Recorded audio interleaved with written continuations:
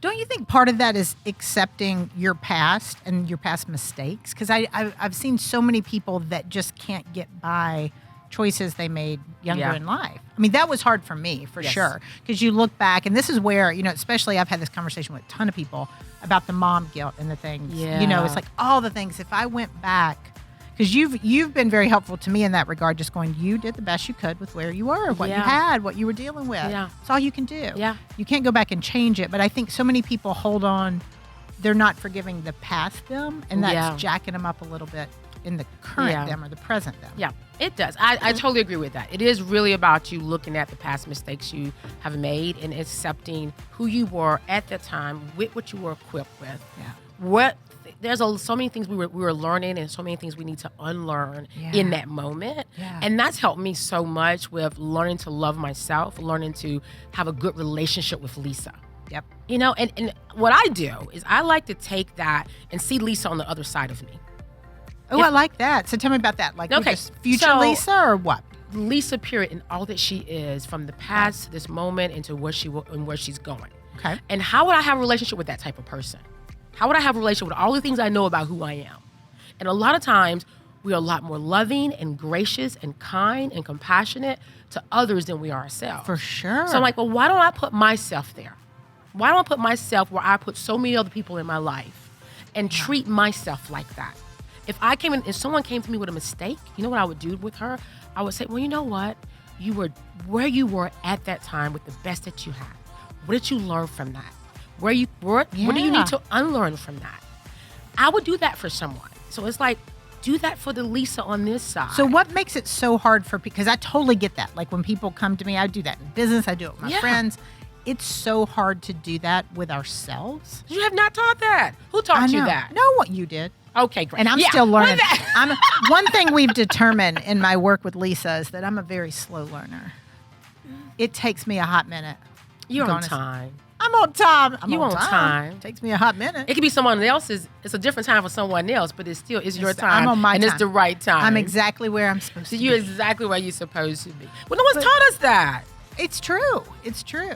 No one. It's like, look, why is it so hard to do? Well, who taught you? Who taught it to you? That would have been a good class to take instead of calculus. Right, I'd exactly. still not use calculus. I mean, either. Right? But it is the interpersonal skills and all that stuff, which that is. We're a person, and interpersonal, we're really going inner. Yes. So it's, gosh, there's so much to look at there. Yeah. Like there's a so lot much. to look at there. So when people start to sit with themselves, I think that's really it, is sitting and understanding and forgiving. Yeah. And maybe putting yourself in somebody else's shoes, like the way Yeah. you would treat other people. Exactly. How you would be with some person else. I mean, I look at people and it blows me away how kind and loving people are, so forgiving people can be. Yeah. But when it comes to them, they beat themselves up. And you know why Yeah. people do that?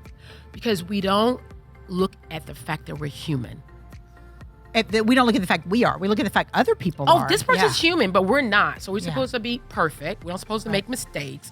And we're not human. It's like we're not robots, Yeah. you know? Yeah. Because we're constantly growing up saying, okay, what could we have done better? What could we have done better? Well, and I think we were conditioned that, we've talked about this on the show before. I was raised in the South, and Right. we just we grew up where we were supposed to be perfect, look perfect, act perfect, sound all the things, right? Yes. And no one's ever going to be perfect, and we forgive everybody else but ourselves. Yeah, But we exactly. can't. I feel like for most people, we can't undo the past. I No. can't fix any of the mistakes I did. I can try to, Yeah. be better going forward, but I can't change I can't change a thing Yeah. about the past. It's done. So how do you recommend people just say, okay, right now, starting right now, and I'm gonna have to start again tomorrow because I'm a slow learner, but starting right now, what do they do? You said forgive themselves and just see themselves as other people see them. Yeah, I think forgiveness, compassion. Okay. I think the thing about it is a lot of times we focus a lot on our mistakes Yes. and all the things, how we need to improve, all the self-help. I think it's great. Self-awareness, I think it's really great. We need to have that. But I think people take self-awareness and self-criticism and make it the same. So I think you need to forgive yourself. I think you need to have compassion for yourself. But I think you need to switch out self-criticism for self-awareness. Okay. Self-awareness puts you in a place of exploration, exploring. Who's this chick? Who's this guy? Yep. And what are the things I really like about this person Yeah. that's sitting on the other side of me? And what are the human things about me that I'm going to show grace and compassion to. I think that's how you start falling in love with who you are and start building a healthy relationship with yourself. And let's talk about that. So, let's talk about the importance of building that, because you and I have had this conversation. I think it's critical. If we haven't built a healthy relationship with ourselves, if we aren't in a good place with us, what are we attracting? When we're not in a good place with us, we are attracting places that are not good for us. People are not good for us. Yeah. That's what we're attracting. I attracted all of them, just so you know. Good. Yeah, not good places and not good people. I had a good decade or two of attracting all the wrong, but it is. It's true. If I look back, and I shall not name names, you can refer to prior episodes where we've named them. Right. But if I look back on my world, it is like you attract the bad parts of you. Because you attract, you like attract, like it's energy. Yeah. You're attracting what you're like.